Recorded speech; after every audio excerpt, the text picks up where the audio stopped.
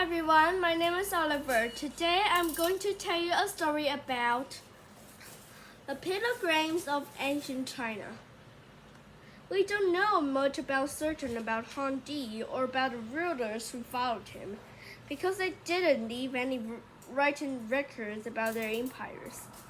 Most everything that we know about these very ancient Chinese rulers have been passed down in stories and legends from person to person over thousands of years. We don't know that what parts of the story are true and what parts were added to make them more interesting and more exciting.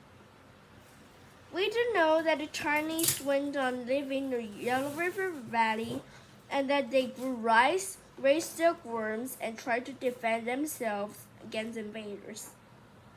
And we know that a new leader came to power hundreds of years later, Han Di. His name was Tan, and his family was called the Shan family. Tan became king around 766 BC or BCE. His family would rule the Yellow River Valley for the next 500 years. In China, this was called a dynasty. One family keeping control of a country of many years, passing the crown along the father to their son, from brother to brother, or from uncle to nephew. We know much more about the Shan dynasty than we do about the rulers who came before it. During the rule of the Shan family, the Chinese began to use bronze. They made weapons, wheels, and farming tools out of bronze. These tools and weapons made of bronze did not look away like wooden tools. Thousands of years later, archaeologists discovered the bronze tools and weapons buried beneath the ruins of Shan buildings. The bronze weapons tell us that the Chinese who lived during the rule of the Shan dynasty knew how to fight with bows and arrows. They used chariots when they attacked their enemies, and they wore shields and armor to protect themselves.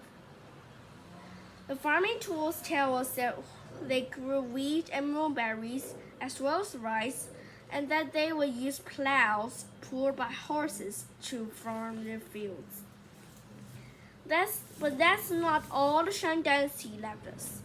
During the rule of the Shan, the Chinese began to use writing for the very first time. And we can still read this writing because it was often engraved on bronze and on bronze slabs that have lasted for thousands of years. At first, the early Chinese writing is made of pictures. These special pictures are called pictograms. Picto means picture, and gram means writing. Pictograms are words that look like pictures. For example, here's a pictogram for sun. It's a picture of a sun with the sun rays shining out at both sides. The pictogram of water looks like this. Can you see the waves in the water? Here's a Shan dynasty pictogram that means house. Here's a Shan pictogram that means bow and arrow. And here's more complicated pictogram that means soldier. This soldier is carrying a halberd, a weapon that has an axe and one of a dagger on the other. The Chinese people use these pictograms to write simple messages. The pictograms look almost exactly like the words they represent. Thank you for your attention.